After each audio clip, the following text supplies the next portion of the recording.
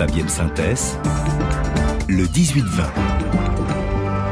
Le monde d'après de Jean-Marc Four. Jean-Marc, en Israël, le nouveau ministre de la Sécurité, Itamar Ben-Gvir, s'est rendu ce matin sur l'esplanade des mosquées, une provocation assumée par ce dirigeant ultranationaliste. Et pour vous, c'est la preuve que l'extrême droite israélienne se sent plus forte que jamais. Et c'est votre monde d'après. C'est un geste de défi, un triple défi aux Palestiniens, au Premier ministre Netanyahou et aussi à l'État d'Israël lui-même. On va commencer par le plus évident. En se rendant ce matin sur le troisième lieu saint de l'islam, Itamar Ben-Gvir adresse un pied de nez aux musulmans et surtout aux Palestiniens. Il laisse entendre qu'il est prêt à remettre en cause le statut de l'esplanade où seuls les musulmans sont autorisés à se rendre à toute heure et à prier.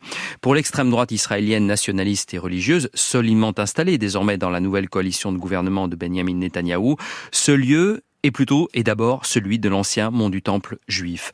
Ben-Gvir, qui ne se sépare jamais de sa kippa et de son pistolet, fanfaronne que le Hamas palestinien comprenne, écrit-il sur Twitter après ce déplacement, les temps ont changé. Ben-Gvir le sait, il peut déclencher une tempête. C'est comme ça, il y a 20 ans, après une visite d'Ariel Sharon sur l'esplanade, qu'a débuté la deuxième intifada palestinienne. D'ailleurs, ce geste suscite un tollé dans le monde arabe.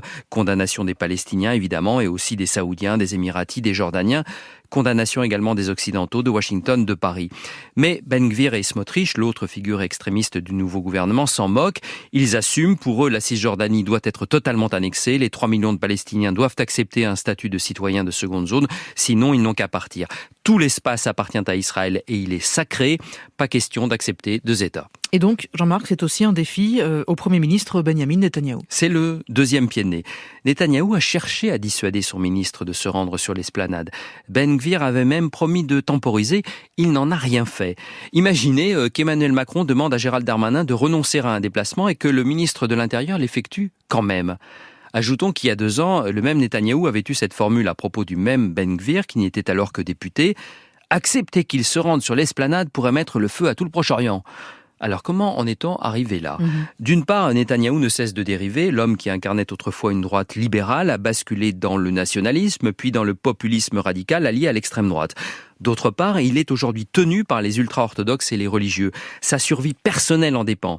Inculpé dans plusieurs affaires de corruption, Netanyahou mise sur sa nouvelle coalition pour l'aider à échapper à la justice. Autrement dit, l'extrême droite a les clés du camion. Netanyahou est peut-être Premier ministre pour la 6e fois, mais il est en position de faiblesse.